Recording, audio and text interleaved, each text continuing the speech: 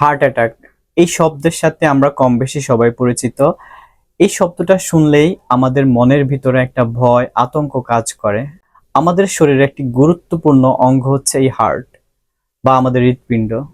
এই হার্ট ঠিকভাবে পরিচালিত হওয়ার জন্য এর মধ্যে রক্ত চলাচল থাকা প্রয়োজন। কোনো কারণে যদি এই রক্ত চলাচলে বাধাগ্রস্ত হয় বা কোথাও যদি ব্লক হয়ে যায়, তখনই হার্ট অ্যাটাকের তৈরি হয়।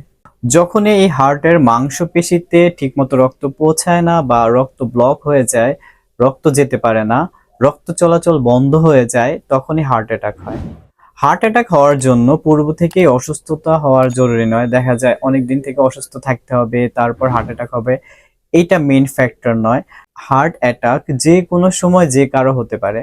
তাই আজকে আমি 7টি গুরুত্বপূর্ণ লক্ষণ নিয়ে আলোচনা করব, যে 7টি লক্ষণ হার্ট অ্যাটাক হওয়ার 1 মাস আগেই আপনার শরীরে দেখা দিতে পারে, বা যে 7টি লক্ষণ দেখলে অবশ্যই হার্ট অ্যাটাক সম্পর্কে সচেতন হওয়া দরকার। তাই আপনি যদি এই হার্ট অ্যাটাকের গুরুত্বপূর্ণ 7টি লক্ষণ জানতে চান, অবশ্যই আমার ভিডিওটি শেষ পর্যন্ত দেখবেন। এবং আপনি যদি আমার চ্যানেলে নতুন হয়ে থাকেন, অবশ্যই চ্যানেলটি সাবস্ক্রাইব করে রাখবেন। আসসালামু আলাইকুম, আমি ডাক্তার নাজমুল আলম ফয়সাল। আজকে আমরা হার্ট অ্যাটাক হওয়ার পূর্ববর্তী কিছু লক্ষণ নিয়ে আলোচনা করব। চলুন শুরু করা যাক।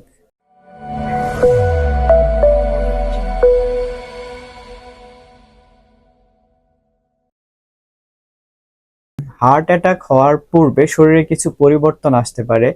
সেটা দেখা যায় বেশিরভাগ ক্ষেত্রেই 15 দিন 1 মাস পূর্বেই শরীরে এই ধরনের পরিবর্তন আসতে পারে, যেগুলো দেখলে সতর্ক হওয়া উচিত এবং দ্রুতই হৃদরোগ বিশেষজ্ঞের পরামর্শ মতো চিকিৎসা নেওয়া দরকার। তাই এই 7টি লক্ষণ সম্পর্কে আজকে আমরা জানবো। হার্ট অ্যাটাক হওয়ার ঠিক 4 সপ্তাহ বা 1 মাস আগে যে লক্ষণটি দেখা দিতে পারে, এর মধ্যে সর্বপ্রথম যে লক্ষণটি হয় সেটা হচ্ছে আনএক্সপ্লেইনড অ্যাংজাইটি। দেখা যায় আপনার কখনো কোনো দুশ্চিন্তা নাই বা দুশ্চিন্তা হওয়ার কোনো কারণও নাই, বা আপনি কখনো কোনো দুশ্চিন্তা করেন নাই, কিন্তু হঠাৎ করে দেখা যাচ্ছে আপনার মধ্যে দুশ্চিন্তা দেখা যাচ্ছে। আপনি কোনো কারণ ছাড়াই টেনশন করছেন বা কোনো কারণ ছাড়াই আপনার মধ্যে একটা অস্থিরতা দেখা যাচ্ছে, দুশ্চিন্তা দেখা যাচ্ছে।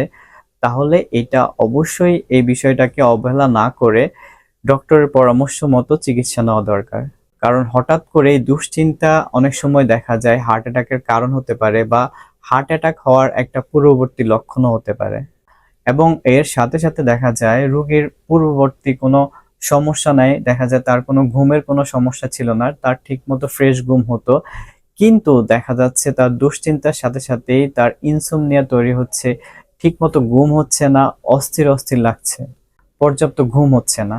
হঠাৎ যদি এই ধরনের ইনসোমনিয়া দেখা দেয় বা ঘুমের সমস্যা দেখা দেয়, এবং পাশাপাশি যদি আপনার বংশে হার্ট অ্যাটাকের হিস্ট্রি থাকে বা হাই ব্লাড প্রেশারের হিস্ট্রি থাকে, বা বংশে যদি কারো হার্ট অ্যাটাক হয়ে থাকে, এই ধরনের যদি হিস্ট্রি থাকে, অবশ্যই দেরি না করে আপনি ডক্টরের পরামর্শ নেওয়া উচিত। কারণ এটাও কিন্তু হার্ট অ্যাটাকের একটি পূর্ববর্তী সিমটম। দ্বিতীয় যে কারণটি সেটা হচ্ছে ইজিলি ফ্যাটিগ বা সহজে ক্লান্ত হয়ে যাওয়া। দেখা যায় আপনি আগে দৈনন্দিন যে কাজগুলো করতেন, আপনি আপনার রেগুলার কাজ ঠিকমতো করতে পারতেন, আপনি সহজে ক্লান্ত হতেন না, আপনি সিঁড়ি দিয়ে ওঠা, সিঁড়ি থেকে নামা, অথবা আপনি যে কোনো কাজ দেখা যায় খুব দ্রুত এবং ভালোভাবে করতে পারতেন, এবং আপনি যে সকল কাজে আপনি ক্লান্ত হতেন না। কিন্তু হঠাৎ করে দেখা গেল আপনি অল্প কোনো কাজ করতে গেলে, আপনার সেই দৈনন্দিন কাজ করতে গেলে আপনি খুব দ্রুতই হাঁপিয়ে যাচ্ছেন, অল্পতে ক্লান্ত হয়ে যাচ্ছেন, আপনি আগের মতো সেই এনার্জি পাচ্ছেন না কাজে। তাহলে এটা অবশ্যই একটা গুরুত্বপূর্ণ লক্ষণ যে আপনার হার্ট অ্যাটাকের। এই ব্যাপারে অবশ্যই সতর্ক থাকা উচিত এবং এই জিনিসটা খেয়াল করা উচিত যে কেন এটা হচ্ছে।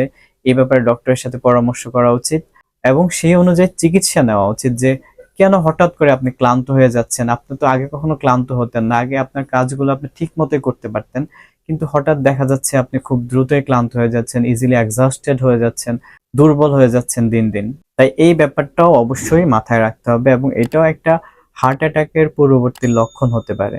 পরবর্তী যে লক্ষণ বা 3 নাম্বার যে লক্ষণের কথা বলবো, যেটা দেখা যায় হার্ট অ্যাটাক হওয়ার 1 মাস আগেই রোগীর শরীরে দেখা দিতে পারে, সেটা হচ্ছে হঠাৎ শ্বাসকষ্ট হওয়া বা শর্টনেস অফ ব্রেথ, যেটাকে আমরা বলি।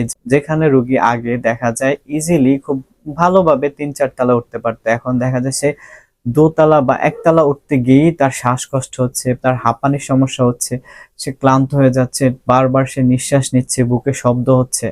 অনেক সময় দেখা যায় পাশাপাশি তার বুকে হালকা ব্যথাও অনুভূত হতে পারে। এবং অনেকেরই দেখা যায় অল্প একটু খাটাখাটনি করার পরে তার শ্বাসকষ্ট শুরু হয়ে যায়, তার হাঁপানির মতো অবস্থা শুরু হয়ে যায়। এবং এই শ্বাসকষ্টটা বেশিরভাগ ক্ষেত্রে দেখা যায় সে যখন কোনো কাজ করবে, সে যখন হাঁটাহাঁটি করবে তখন তার শ্বাসকষ্ট থাকবে, কিন্তু সে যখন শুয়ে থাকবে তার এই শ্বাসকষ্ট থাকবে না, বা সে যখন তার দৈনন্দিন কোনো কাজ করতে যাবে তখন দেখা যাবে তার শ্বাসকষ্ট বাড়ছে, তার নিঃশ্বাস নিতে কষ্ট হচ্ছে। তাই এই ধরনের লক্ষণ যদি দেখা যায়, হঠাৎ শ্বাসকষ্ট, ছোট ছোট নিঃশ্বাস, অল্পতে সে হাঁপিয়ে যাচ্ছে, এই সিমটমটাকে অবশ্যই অবহেলা করা যাবে না। এটাও একটা হার্ট অ্যাটাকের পূর্ববর্তী লক্ষণ হতে পারে, এবং এই ব্যাপারে অবশ্যই কার্ডিওলজিস্টের বা হৃদরোগ বিশেষজ্ঞের পরামর্শ নিয়ে চিকিৎসা নিতে হবে। 4 নম্বরে যে লক্ষণটির কথা বলবো সেটা হচ্ছে, দেখা যায় হার্ট অ্যাটাক হলে সাধারণত বুকে ব্যথা করতে পারে বা পিঠে ব্যথা করতে পারে, বা বিশেষ করে বাম পাশে ব্যথা করতে পারে, বুকের বাম পাশে, সেটাকে আমরা অনেক সময় হার্ট অ্যাটাকের লক্ষণ বলি। কিন্তু দেখা যাবে আপনার থুতনিতে ব্যথা করছে, হঠাৎ দেখা যাবে আপনার থুতনিতে ব্যথা করছে বা লোয়ার জয়ে আপনার ব্যথা হচ্ছে, পাশাপাশি দেখা যায় আপনার বাম হাতে ব্যথা হচ্ছে, বুকে ব্যথা নাই কিন্তু আপনার বাম হাতে ব্যথা হচ্ছে, অথবা দেখা যাবে আপনার বাম পাশে পিঠের দিকে ব্যথা হচ্ছে। এটাও একটা হার্ট অ্যাটাকের পূর্ববর্তী লক্ষণ হতে পারে। এর পাশাপাশি এর আগে যে সিমটমগুলোর কথা আমি বলেছি এগুলো যদি থাকে তাহলে অবশ্যই চিন্তার বিষয়, এবং অবশ্যই সচেতন হওয়া দরকার এবং ডক্টরের পরামর্শ নেওয়া দরকার। 5 নম্বরে যে লক্ষণটির কথা বলবো, যেটা রোগীর দেখা যায় 1 মাস আগে বা 4 সপ্তাহ আগে দেখা দিতে পারে, সেটা হচ্ছে আনএক্সপ্লেইনড নাউসিয়া অর ভমিটিং। অর্থাৎ দেখা যায় হঠাৎ করে আপনার গ্যাস্ট্রিকের কোনো সমস্যা নাই, বমিরও আপনার কোনো সমস্যা নাই, আপনার বমি হওয়ার জন্য যে সকল কারণ থাকে, আপনার পেপটিক আলসার বা আরো যে সকল রোগ রয়েছে এগুলোর কোনো সমস্যা নাই, তারপরও দেখা যাচ্ছে হঠাৎ আপনার বমি বমি ভাব হচ্ছে, হঠাৎ বমি হচ্ছে, কোনো কারণ ছাড়াই হঠাৎ বমি বা বমি বমি ভাব হওয়া কিন্তু হার্ট অ্যাটাকের একটি পূর্ববর্তী লক্ষণ। 6 নম্বরে যে লক্ষণের কথা বলবো সেটা হচ্ছে হঠাৎ পেটে ব্যথা। দেখা যায় আপনার গ্যাস্ট্রিকের যে সমস্যা থাকে, গ্যাস্ট্রিকের যে ব্যথা থাকে, সেই ব্যথা থেকে এই ব্যথাটা একটু আলাদা। ইতিপূর্বে যে আপনার গ্যাস্ট্রিকের ব্যথা হয়েছে সে ব্যথা থেকে মনে হবে যেন এটা একটু অন্যরকম একটা ব্যথা, এবং এটা দেখা যাবে আপনার পেটের কিছুটা উপরের ভাগে, আপার অ্যাবডোমেনে এই ব্যথাটা হবে। যেহেতু আমাদের পাকস্থলী এবং আমাদের হার্ট খুব কাছাকাছি থাকে, সেহেতু দেখা যাবে এই ব্যথাটা আপনার পেটে প্রচন্ড ব্যথা হচ্ছে, এবং এই ব্যথাটা গ্যাস্ট্রিকের ব্যথা না, এটা একটু অন্যরকম ব্যথা মনে হবে। তখন এটা অবশ্যই, এই ব্যথাটাকে অ্যাভয়েড করা যাবে না, সচেতন থাকতে হবে। কারণ হার্ট অ্যাটাকের একটি পূর্ববর্তী লক্ষণ কিন্তু এই হঠাৎ পেটে ব্যথা। দেখা যাবে আপনার গ্যাস্ট্রিকের কোনো সমস্যা নাই, আপনি নিয়মিত গ্যাস্ট্রিকের ওষুধ খাচ্ছেন, তারপরেও আপনার এই পেটে ব্যথা ভালো হচ্ছে না, এবং এই ব্যথাটা গ্যাস্ট্রিকের ব্যথাও মনে হচ্ছে না, তীব্র একটা ব্যথা আপনি ফিল করবেন। তাই অবশ্যই এই ব্যাপারে সতর্ক থাকতে হবে। যদি এই ধরনের ব্যথা হয় শিওর হতে হবে যে আসলে আমার পেটে কি হয়েছে বা আমার হার্টে কোনো সমস্যা আছে কিনা। এই ব্যাপারে অবশ্যই ডাক্তারের সাথে পরামর্শ নিতে হবে। সর্বশেষ যে লক্ষণটির কথা বলবো সেটা হচ্ছে আনএক্সপ্লেইনড সোয়েটিং। দেখা যাবে তার ঘামের কোনো সমস্যা নাই কিন্তু হঠাৎ তার শরীরে প্রচন্ড ঘাম হচ্ছে। অনেক সময় দেখা যায় শীতকালেও দেখা যায় প্রচন্ড ঘাম হচ্ছে রোগীর, এবং দেখা যাবে তার শরীর ঘেমে যাচ্ছে, মাথা ঘেমে যাচ্ছে, ফ্যান চলছে বা এসি চলছে তারপরেও সে ঘেমে যাচ্ছে। হঠাৎ করে যদি এই লক্ষণটা দেখা দেয় তাহলে অবশ্যই অবহেলা করা যাবে না, অবশ্যই ডক্টরের পরামর্শ নিতে হবে এবং পরীক্ষা নিরীক্ষা করে দেখতে হবে তার আসলে হার্টে কোনো সমস্যা রয়েছে কিনা। তাই আজকে যে বিষয়গুলো আমি বললাম, যে লক্ষণগুলোর কথা বললাম, এগুলা কোনোটাই যে একদম পরীক্ষিত লক্ষণ সেটা কিন্তু না, কিন্তু হতে পারে হার্ট অ্যাটাকের পূর্ববর্তী লক্ষণ এগুলো।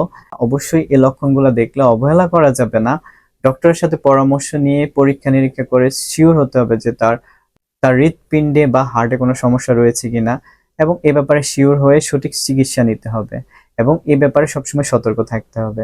হৃদরোগের জন্য বা হার্টের জন্য হোমিওপ্যাথিতে চমৎকার চিকিৎসা রয়েছে, অনেক ভালো মেডিসিন রয়েছে। আপনার যদি এই ধরনের সমস্যা থাকে, এই ধরনের ফিলিংস হয়, আপনি পরীক্ষা নিরীক্ষা করে আপনার হার্টের রোগের আইডেন্টিফাই করে আপনি হোমিওপ্যাথি চিকিৎসা গ্রহণ করতে পারেন। ইনশাল্লাহ দেখা যাবে আপনি সুস্থ থাকবেন, আপনার হার্টও সুস্থ থাকবে। ভিডিওটি যদি ভালো লাগে অবশ্যই লাইক কমেন্ট শেয়ার করবেন এবং আমার চ্যানেলটি সাবস্ক্রাইব করে রাখবেন। ভালো থাকবেন, সুস্থ থাকবেন, ইনশাল্লাহ দেখা হবে পরবর্তী কোনো ভিডিওতে। আসসালামু আলাইকুম।